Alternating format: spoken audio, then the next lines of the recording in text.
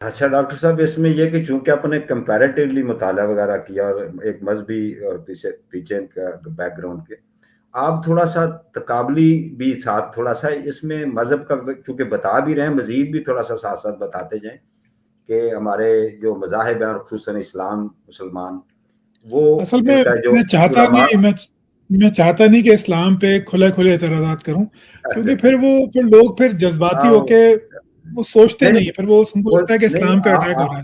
آپ نے جو سائنس کے متعلق، کیونکہ آپ سائنس کے اسٹوڈنٹ ہیں اور سائنس کے اسکالر ہیں، تو آپ نے جو سائنس کے بارے میں بتایا، میں کہہ رہا تھا کہ جو اس کے اوپر جواب ہے نا، وہ بھی آپ کے مطالعے میں ظاہر کمپیریٹیولی جب تقابلی جی پڑھا ہے آپ نے، تو وہ تھوڑا سا اس کا بھی ساتھ ساتھ ناظرین کے لیے اور ہمارے لیے کہ وہ کیا دفاع میں کیا اس کے بارے بیان کرتے ہیں، ان کا جی نقطہ مذہب، نظر کیا ہے، یعنی جی وہ مذہب کا یہی یا. کرتے ہیں، جی وہ یہی کرتے ہیں کہ جیسے حضرت آدم علیہ السلام کی جب بات آتی ہے، تو جیسے غامدی صاحب آج کل بہت مشہور ہیں، ان کے جی جی اسٹوڈنٹس وغیرہ، تو وہ بھی یہی کہتے ہیں، راجہ صاحب ہیں وہ بھی یہی کہتے ہیں کہ یہ تو مدارج ہیں۔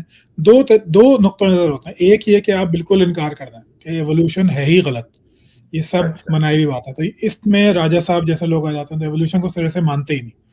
اور اچھا دوسرے پھر آتے ہیں، وہ یہ کہتے ہیں کہ نہیں، ایوولوشن تو مسلمانوں سے شروع ہوئی ہے، جو بات ٹھیک ہے۔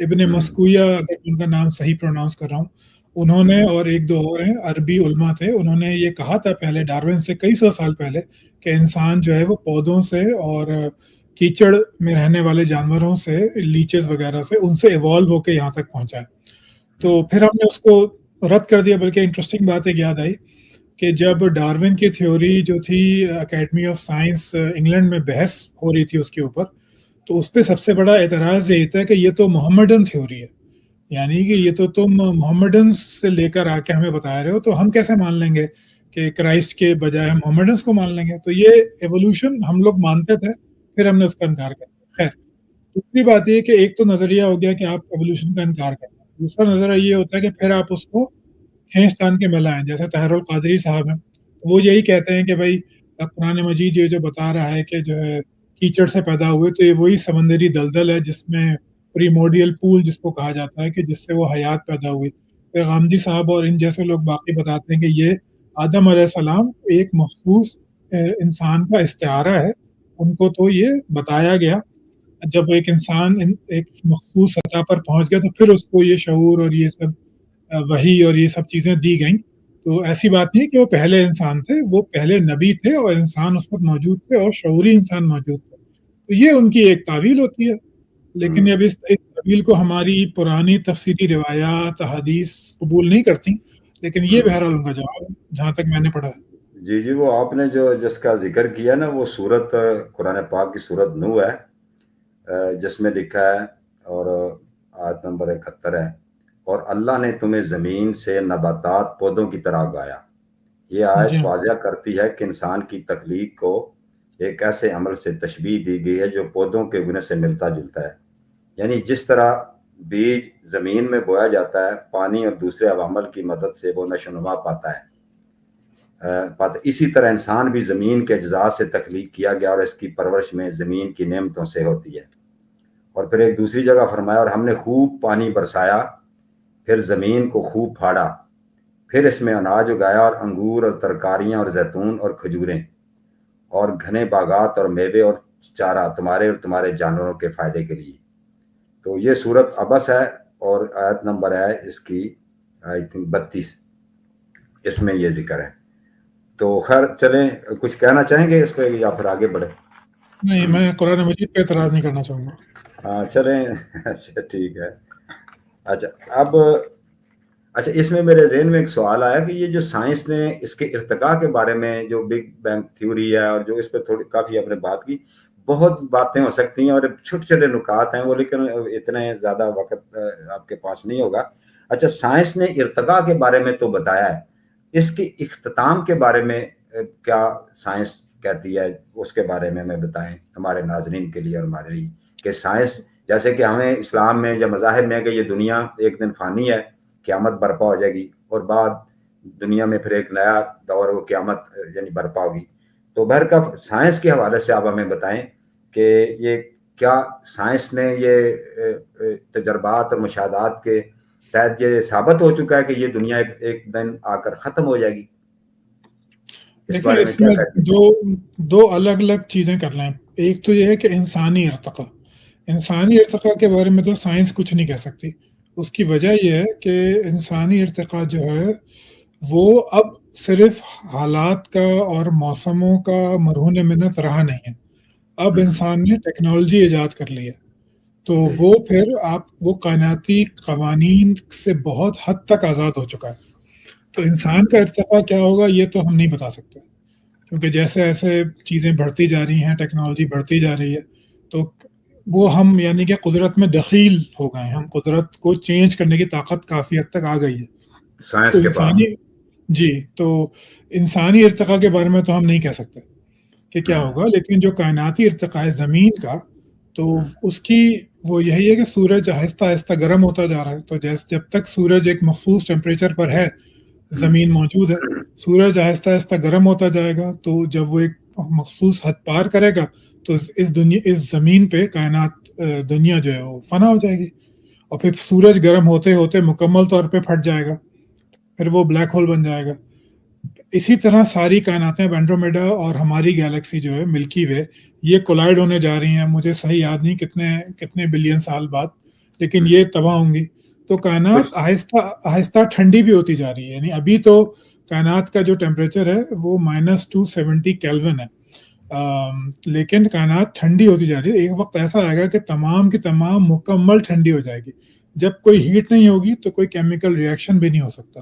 تو اس وقت صرف ایک اندھیری رات ہے جو آج سے شاید 1 ٹریلین سال بعد تقریباً وہاں وہ وقت پہنچے, لیکن زمین اس سے لاکھوں سال پہلے تباہ ہو چکی ہوگی, جیسے اچھا, باقی سیارے ہو گئے. ظاہر یہ تھیوریز ہی ہوگی نا, تھیوری ہوگی کہ کچھ نہیں, یہ تھیوری نہیں ہے. ہم سورج کی گرمی ناپ سکتے ہیں.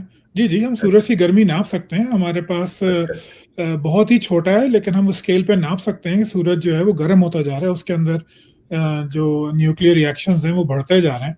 تو ہماری زندگیوں میں ایسا کچھ نہیں ہوگا. ہماری 18ویں 19ویں یا شاید 200ویں نسل کے بعد کچھ ہو تو ہو, فی الحال تو کچھ نہیں ہو رہا. اچھا, ایک اور سوال ہے. ایتھیزم کے جو ماننے والے ہیں یا لوگ ہیں, ملحد لوگ یا الحاد والے, وہ اکثر یہ سوال اٹھاتے ہیں کہ آپ کا خدا دکھائی نہیں دیتا, وہ کدھر ہے, اس کی حیت کس طرح ہے, کہاں ٹائم اور اسپیس کے بعد وہ کیسے ایگزسٹ کرتا ہے. تو سر یہ جو بہت سی کئی چیزیں نظر نہیں آتی, جیسے فرمایا کہ کشش ثقل, جسمانی درد اور وقت, تو ان کو تو ہم مانتے ہیں, تو خدا کو کس لیے نہیں یہ مانتے یا سوچتے یا کہ کوئی طاقت ہے یا دیکھیں اس میں خدا کا نظر نہ آنا کوئی اتنا بڑا پرابلم نہیں ہے. خدا کا کائنات سے باہر ہونا بھی آپ مان سکتے ہیں, وہ اگر اس کے ہونے کو آپ محسوس کر سکیں. مطلب اگر یوں کہہ لیں آپ کہ خدا موجود ہے اور وہ کائنات سے باہر ہے, بحیثیت انسان ہم کائنات سے باہر نہ جا سکتے ہیں نہ کبھی جان سکتے ہیں کہ وہاں کیا ہوگا. ہم تو یہی نہیں جانتے کہ کائنات ہے کتنی بڑی, تو اس کے باہر کیا جائیں گے. تو آپ نے مان لیا, لیکن یہ نرا مفروضہ ہے, یہ صرف عقیدہ ہے. اب آپ کہتے ہیں کہ وہ اس دنیا میں تصرف بھی کرتا ہے, یعنی وہ اس دنیا میں لوگوں کے معاملات درست بھی کرتا ہے, بگاڑتا بھی ہے, آزمائشیں بھی ڈالتا ہے, وغیرہ وغیرہ وغیرہ. تو وہ پھر آپ کو نظر آنا چاہیے, بالکل ویسے ہی جیسے اگر آپ کو کوئی تھپڑ مارے تو آپ دکھا نہیں سکتے, مطلب اگر ہلکے سے مارے تو آپ دکھا نہیں سکتے کہ بھئی دیکھو یہ چوٹ لگی ہے مجھے, آپ محسوس کر سکتے ہیں. اگر آپ کو کسی بات سے خوشی ملے آپ اس کو محسوس کر سکتے ہیں, تکلیف ملے اس کو محسوس کر سکتے ہیں. آپ کوئی کھانا کھاتے ہیں تو اس کا ذائقہ آپ کسی کو دکھا نہیں سکتے, اس کو محسوس بھی نہیں کروا سکتے, وہ آپ کا تجربہ ہے. ایسے ہی کشش ثقل ہے کہ ہم اس کا ایفیکٹ دیکھ سکتے ہیں. خدا کا مسئلہ یہ پیدا ہو جاتا ہے کہ آپ وہ چلیں, وہ کہیں بھی میں ماننے کو تیار ہوں, لیکن اس کا ایفیکٹ مجھے کہاں دکھ رہا ہے. پہلے یہی ایفیکٹ تھا جو انسان مانتا تھا کہ اگر بادل گرج رہے ہیں تو خدا ناراض ہو گیا ہے, اگر بارشیں نہیں ہوئی ہیں تو خدا ناراض ہو گیا. قربانی کا کانسیپٹ اسی سے آیا کہ آپ اپنے دیوتاؤں کو, اپنے خدا کو آپ قربانی دیں تو وہ خوش ہو کے آپ کے دنیاوی مسائل حل کرے گا. پھر انسان نے ان کے نیچرل کازز دریافت کر لیے، پھر انسان نے پریڈکٹ کرنا شروع کر دیا کہ کس وقت کون سا کائناتی قانون کیا کرے گا اور اس کا زمین پہ کیا اثر ہوگا، تو پھر وہ خدا کی ضرورت ختم ہو گئی۔ تو خدا کو مانے جانے کا آپ کے پاس کوئی ٹھوس ثبوت ہونا چاہیے جس کو آپ محسوس کر سکیں، جس کو آپ دیکھ تو نہ سکیں لیکن اس کا کوئی ایفیکٹ، اس کا کوئی کہنا چاہیے کہ اس کا کوئی اندازہ آپ کو ہو سکے۔ مثال کے طور پہ آپ یہ کر سکتے ہیں کہ بھائی تھر میں بارش نہیں ہوئی پچھلے 40 سال سے، محکمہ موسمیات نے بتا دیا کہ دور دور تک بادلوں کا کوئی امکان نہیں ہے، اگلے 30 ڈیز میں بارش نہیں ہوگی۔ پھر آپ وہاں پہ لے کے جائیں اپنے علاقے کے بہترین علماء کو اور نیک لوگوں کو، جو بھی آپ پسند کریں، کسی بھی فرقے مذہب کے ہوں، کسی بھی فرقے یا مسلک کے ہوں، وہ ان سے آپ نماز استسقاء پڑھوا دیجئے اور دیکھیں کہ وہاں پہ بارش ہوتی ہے کہ نہیں۔ اگر وہ نماز استسقاء پڑھتے ہیں اور 3 دن کے اندر بارش ہو جاتی ہے اور ہم دیکھ سکتے ہیں کہ بادل یہاں نہیں تھے، ایک دم سے ہوائیں بدلی، بادل آنا شروع ہو گئے، بارش ہو گئی، ہم خدا کو مان لیں گے۔ مطلب آپ کے پاس کوئی نظریہ ہونا چاہیے نا، کوئی ثبوت ہونا چاہیے۔ یہ تو بہت سی روایات ہیں اس میں کہ جب کوئی نماز استسقاء ہمارے دینی علوم میں، احادیث میں، کہ جب پڑھی گئی تو اللہ تعالیٰ نے چھم چھم بارش برسا دی۔ چلے آگے بڑھتے ہیں۔ آپ کو یہ کیسے معلوم ہوا کہ وہ نیچرل کازز سے اس وقت وہاں پہ بارش نہیں ہو سکتی تھی؟ اچھا، تو ہاں آگے یہ ہے کہ میں یہ ایک سوال یہ بھی ضمناً آ گیا کہ جیسے کہتے ہیں کاز اینڈ افیکٹ، تو یعنی علت و معلول، کیا اس کو کہتے ہیں، جی، علت و معلول، علت و معلول، جی علت و معلول۔ تو سائنس یہ اس کے اوپر رکھتی ہے نا، بڑا اس کا نظریہ ہے، عقیدہ ہے۔ تو یہ پھر جب یہ کائنات اتنی بڑی وسعت والی، جس کو سائنس نے کچھ دریافت کیا اور کچھ ہمارے سامنے نہیں بھی ہے، تو اس کا جو مارز وجود میں آنا، یہ کیا ادھر آ کر سائنسدان کیوں اس کاز اینڈ افیکٹ کے قانون کو اگنور کر دیتے ہیں؟ یعنی وہ کاز اینڈ افیکٹ کو تو مانتے ہیں، وہ خدا کو کاز نہیں مانتے۔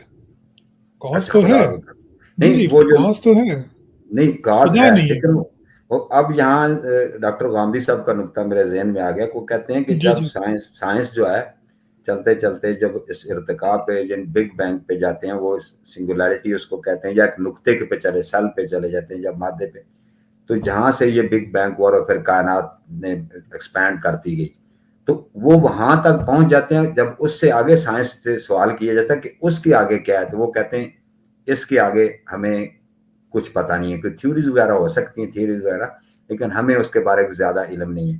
تو اسی طرح اسلام کا بھی کہتے ہیں کہ جب اس نقطے تک پہنچتے ہیں کہ کائنات مارز وجود میں جب آتی، اس نقطے تک جب ہم پہنچتے ہیں تو ہمارے پاس ایک شخصیت ہے، حضرت محمد مصطفیٰ صلی اللہ علیہ وسلم، جو آخری نبی ہیں۔ ان کے ذریعے سے آپ ان سائنس والوں کو کوئی بتانے والا نہیں ہے، وہ اس وجہ سے خاموش ہیں۔ ہمارے پاس ایک شخصیت موجود ہیں جنہوں نے 40 سال وہاں ایک زندگی گزاری، لوگ ان کے بارے کردار اور ان کے اخلاق اور ان کے سچائی، دیانت، امانت کے بارے جانتے ہیں۔ انہوں نے یہ ہمیں بتایا کہ اگلی طبیعت، میٹا فزکس میں یہ قیامت ہے، مرنا ہے، جو غیب کی خبریں ہیں۔ تو ہم ان کی سچائی اور شخصیت پر ایمان لاتے ہوئے ہم ان پر ایمان لائے، وہ ایمان بالغیب ہے۔ سائنس کے پاس ایمان بالغیب نہیں ہے، تو اس لیے ہمارے پاس ایک شخصیت موجود ہے جو ہمیں یہ بتاتی ہے کہ طبیعت میں یا گاڈ کی ایگزسٹنگ میں جو بھی چیزیں ہیں علم غیب۔ تو اس پر آپ کیا کہیں گے؟ یہ ڈاکٹر غامدی صاحب نے ایک دفعہ بیان کر رہے تھے، اور یہ انہوں نے شمس الدین شگری صاحب کے سوال کے اوپر ہی دیا تھا، مجھے یاد ہے، یہ میں نے سنا تھا۔ دیکھیں، یہ ہر مذہب آپ کو اس کے علاوہ کچھ بتا بھی نہیں سکتا۔ اگر میں غامدی صاحب کے بجائے جو ہے کسی پریسٹ کو رکھ دوں، کسی پادری کو رکھ دوں، تو وہ یہی کہے گا کہ یہاں تک سائنس کے پاس نہیں ہے، ہمیں تو کرائسٹ نے بتا دیا کہ خدا نے بنایا تھا یہ سب کچھ۔ پھر میں کسی وہاں سے اٹھ کے، پریسٹ کے پاس سے اٹھ کے میں چلا جاؤں کسی ربائی کے پاس، یہودی ربائی کے پاس، وہ مجھے بتائے گا کہ موسیٰ نے بتا دیا کہ یہاں پہ یہوہ نے یہ سب کچھ اسٹارٹ کیا۔ پھر میں وہاں سے اٹھ کے چلا جاؤں پارسی کے پاس ایران میں، تو وہ مجھے بتائے گا کہ نہیں، زرتشت نے بتا دیا تھا کہ اہورا مزدا نے یہ اسٹارٹ کیا سارا کچھ۔ تو یہ تو اگر آپ کو کوئی بات ماننی ہے تو آپ اسے مان لیں، لیکن اگر آپ کہیں گے کہ تم بھی مانو تو پھر میرا آپ سے حق بنتا ہے کہ میں آپ سے پوچھوں گا بھائی دلیل کیا ہے. اگر یہ کہا جائے کہ سنگولیرٹی سے پہلے ہم سائنس نہیں بتاتی تو معذرت مذہب بھی نہیں بتا سکتا. مذہب کے پاس صرف دعویٰ ہے کہ ایسا ہے، اور وہ دعوے بھی الگ الگ ہیں. جس مذہب کو آپ اٹھائیں گے اس کی کریشن اسٹوری الگ ہوگی. تو اگر تو یہ سارے مذہب کہتے ہیں کہ بھائی سنگولیرٹی سے پہلے ایک اور سنگولیرٹی تھی، تو ہم مان لیں کہ بھائی ٹھیک ہے، کوئی نہ کوئی خدا ہوگا جس نے ان کو وحی بھیجی اور بعد میں لوگوں نے ڈویژن پیدا کر کے الگ الگ مذہب بنا لیے، لیکن خدا بہرحال موجود ہے. لیکن یہاں تو ہر کسی کی کریشن اسٹوری الگ ہے. مطلب تو اس وجہ سے تو وہی بات ہے کہ یہ جن لوگوں کو غامدی صاحب کی یا کسی اور صاحب کی اس طرح کی کوئی دلیل درست لگتی ہے، اس کی وجہ صرف یہ ہے کہ وہ آلریڈی مانے بیٹھے ہیں کہ یہ بات درست ہے، تو ان کو یہ بات درست لگتی ہے. حالانکہ یہ بات ایک سوائے دعوے کے اور کچھ بھی نہیں ہے. یہ صرف دعویٰ ہے، اس کا نہ ثبوت ہے نہ دلیل ہے. یہ اچھا، یہ چلیں، یہ سوال تو ویسے وہ آپ تو بڑے نفیس سے آدمی، آپ اس پر زیادہ شاید نہیں گفتگو کریں، لیکن ہم آپ سے تھوڑا جاننا چاہیں گے کہ یہ اویس اقبال صاحب جو ہیں ان سے یہ سوالات لوگ کرتے بھی ہیں، ان کے اوپر گفتگو بھی کرتے ہیں. اخلاقیات، جو اخلاقی قدریں ہیں یا وہ کسی معاشرے میں جو وقوع پذیر ہوتی ہیں یا وہ کیسے ایوالو کرتی ہیں، تو اس کے بارے میں کیا انسانی اخلاقیات ارتقاء کی پیداوار ہیں؟ تو ہم کسی بھی چیز کو مطلقاً اچھا یا برا کہہ سکتے ہیں. اس کے ساتھ ہی ایک ضمناً سوال ہے کہ جیسے چلیں یہ میں اس کو چھوڑ دیتا ہوں کہ وہی جو جیسے کہ اپنے الفاظ میں بیان کر دیتا ہوں کہ ہمیں تو قرآن مجید اور اسلام تو ہمیں رشتوں کے بارے میں اور ان کے ساتھ یعنی کہ جو ہماری محرمات ابدیہ ہے، یہ نکاح، بین، ماں باپ، یہ وہ اس کے بارے ہمیں گائیڈ کرتا ہے. اچھائی برائی کے بارے میں وہ ہمیں راستہ بتاتا ہے. تو یہ جو لوگ سائنٹسٹ ہیں یا ایتھیزم کے جو لوگ فالوورز ہیں، وہ اس اخلاقیات کو معاشرے میں کہاں سے گین کرتے ہیں، ان کے بارے میں آپ کا مطالعہ کیا کہتا ہے؟ دیکھیں، اکثر جو سب سے بڑی غلط فہمی پیدا ہوتی ہے مذاہب کے ماننے والوں میں، وہ یہ پیدا ہوتی ہے کہ اخلاقیات مذہب کی وجہ سے ہیں. اخلاقیات کا مذہب سے کوئی تعلق نہیں ہے. اخلاقیات انسان نے پیدا کرنی شروع کی یا وہ اس نے سوچنا شروع کیا جب وہ شعور کا حامل ہو گیا. یعنی یہ کہ اس نے وقت کو ماضی، حال اور مستقبل میں تقسیم کرنا سیکھ لیا. اس کے بعد اس سے جب انسان نے یہ سیکھا تو اس کو یہ معلوم ہو گیا کہ کیا کوئی چیز ماضی میں نقصان دہ تھی اور اس کو مستقبل میں کس طرح روکا جا سکتا ہے. اخلاقیات پیدا ہوئی ہیں. اس لیے مذہب نے اخلاقیات نہیں دی. کہ ایسا نہیں ہوا کہ حضرت آدم کو پہلی وحی آئی تو ان کو پتہ چلا کہ بیٹی کے ساتھ مباشرت جو ہے وہ نہیں کرنی چاہیے. ایسا نہیں ہوا. اخلاقیات مذہب نے بعد میں اڈاپٹ کر لی، جو اخلاقیات انسانوں میں پہلے سے چلی آ رہی تھیں. آپ ایک بھی کوئی اخلاقی تصور نہیں بتا سکتے جو کہ محمد صلی اللہ علیہ وسلم نے عربوں کو سکھایا ہو جو وہ پہلے سے نہ جانتے ہوں. ایک بھی ایسا اخلاقی حکم آپ نہیں دکھا سکتے کہ جو وہ اس کو نہ جانتے ہوں. وہ جانتے تھے کہ کیا اچھائی ہے کیا برائی ہے. تو یہ اچھائی برائی کا کانسیپٹ آیا جب انسان نے ساتھ میں مل کے رہنا شروع کیا. اسی کے اوپر میتھولوجی بنی اور اسی کے بعد کوئی چیز اچھی ہے بھائی وہ کس لیے اچھی ہے. پہلے تو وہ یہ اچھی تھی کہ سوسائٹی کے لیے اچھی ہے، لیکن جب لوگ بڑھتے گئے، سوسائٹی بڑھتی گئی، تو پھر متھ ایجاد ہوئی کہ اس لیے اچھی ہے کہ ایک دوسری دنیا ہے. یہ اس لیے اچھائی ہے کیونکہ تمہیں اس کا کوئی ریوارڈ ملے گا اس دنیا میں یا آخری دنیا یا دوسری دنیا میں. یہ اس لیے اچھی ہے کہ جو پروردگار ہے یا کوئی آپ کا ٹرائبل گاڈ ہے وہ آپ کو دیکھ رہا ہے. تو اخلاقیات کا مذہب سے کوئی تعلق نہیں ہے. پھر ہم جب یہ کہتے ہیں کہ ملحد، یہ میں اکثر دیکھتا تھا کہ اکثر مدرسوں کے جو اسٹوڈنٹس ہوتے تھے وہ بہت جوش سے کہتے تھے کہ تم لوگ جو ہے وہ ملحد لوگ جو ہیں وہ تو اپنی ماں بہنوں کے ساتھ وغیرہ وغیرہ. تو مسئلہ یہ ہے کہ الحاد یہ مانتا ہے کہ مذہب انسان کی پیداوار ہے. یہ ساری اخلاقیات جو ہیں یہ انسان کی پیداوار ہے. تو جتنا بھی ملحد دنیا میں موجود ہیں وہ اسی اخلاقیات کو مانتے ہیں جس کو باقی انسان مانتے ہیں. مطلب اس میں کوئی ضرورت ہے ہی نہیں کہ بھئی اگر تم مذہب کو مانتے ہو تو کل سے جو ہے اپنی بیٹی سے نکاح کر لو. یہ احمقانہ بات ہے کہ یہ مذہب نے نہیں بتایا آپ کو، یہ آپ پہلے سے ہی کرتے تھے. پہلے سے انسان جانتا تھا کہ محرمات کے ساتھ جو ہے اپنی بہنوں کے ساتھ وغیرہ وغیرہ آپ نہیں کرتے. پھر اس کے ایکسٹینڈڈ رشتے جو تھے وہ سوسائٹی کے اوپر بیس تھے. اگر بہت بڑی سوسائٹی ہے تو اس میں پھر کئی 100 لوگ ہیں قبیلے میں، تو اس میں پھر امیڈیٹ فیملی، فرسٹ کزن، ان سے شادی لوگ نہیں کرتے تھے، کیونکہ رشتہ داریوں سے ہی ایک کہنا چاہیے کہ ایک قوت پیدا ہوتی ہے. ایک آپ کا ایک سوسائٹی کے اندر آپ کا ایک گروپ بنتا ہے. اس گروپ کو بڑھانے کے لیے آپ فرسٹ کزنز، سیکنڈ کزنز، چچا، ماما، ان سب کو آپ نے ہٹانا شروع کر دیا کہ ان سے باہر رشتے بناؤ تاکہ آپ کے ایک گروپ آپ کا اسٹرانگ ہو. آپ نبی اکرم محمد صلی اللہ علیہ وسلم کی تاریخ کو دیکھیے کہ ان کے یہی رشتے تھے جس کی وجہ سے کفار انہیں ہاتھ نہیں لگا سکے. نہیں تو جب انہوں نے توحید کا دعویٰ کیا تھا تو ٹکا بوٹی کرتے تھے. اگر عبد المطلب پیچھے نہیں کھڑے ہوتے، ابو طالب کھڑے نہیں ہوتے، قریش بنو ہاشم نہیں ہوتے، ان کے صلبی تعلقات نہ ہوتے، تو حضرت آپ صلی اللہ علیہ وسلم کا سروائیول بھی بہت مشکل تھا. تو یہ انسان کی رشتوں کی وجہ سے ہزاروں سال میں یہ رشتے پیدا ہوئے ہیں، محرمات پیدا ہوئی ہیں. مذہب نے آ کے اس کو کہنا چاہیے کہ ایک سینکٹیٹی یا جسٹیفیکیشن دے دی. اس کی مثال بالکل ایسا ہی ہے کہ ہمیشہ سے انسان لسی کو جانتا تھا، لیکن اب کسی پڑھے لکھے انسان نے آ کے ڈکشنری بنائی، اس میں لسی کے معنی لکھ دیے، تو اب وہ کہنا چاہیے محفوظ ہو گئے. لسی تو ہم پہلے بھی جانتے تھے، اب وہ محفوظ ہو گئے. یہی حال قوانین کا ہے. ہر کوئی جانتا ہے کہ چوری کرنا برا ہے. آپ نے ایک ریاست بنائی، قانون لکھ دیا کہ جو چوری کرے گا اس کو اتنے سال کی سزا ہوگی. چوری تو آپ پہلے بھی جانتے تھے. تو مذہب نے صرف آ کے اتنا کیا ہے. اخلاقیات یا morality کا تعلق مذہب سے نہیں ہے، اس کا تعلق ہے انسان کی ایوولوشن سے، انسان کی جغرافی سے، اور انسان کے معاشرتی حالات سے، کہ ان حالات میں وہ سوسائٹی پیدا ہوئی. تو اس وجہ سے ملحد کی اخلاقیات بھی بالکل وہی ہوتی ہے جو ایک مسلم کی ہوتی ہے.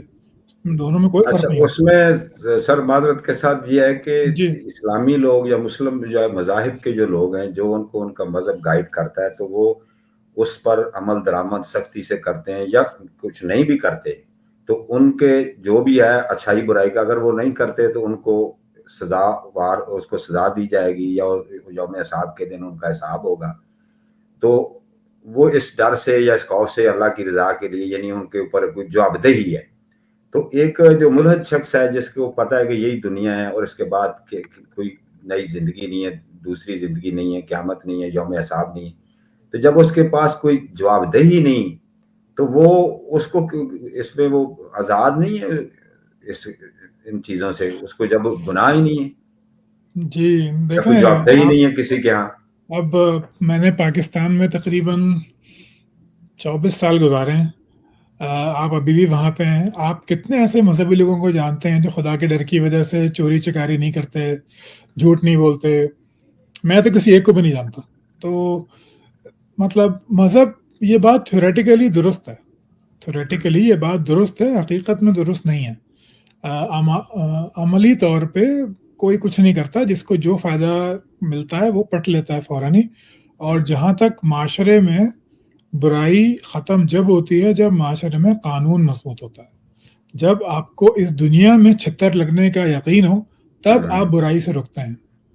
جب تک آپ کو پتا ہے کہ آپ نکل جائیں گے تو نہ آخرت کا عقیدہ آپ کو روکے گا، نہ جو ہے آپ کو کوئی اور چیز روکے گی. میں ایک عمومی بات کر رہا ہوں، ہو سکتا ہے بہت سارے نیک لوگ موجود ہوں دنیا میں، لیکن عمومی طور پہ ایسا ہوتا نہیں ہے.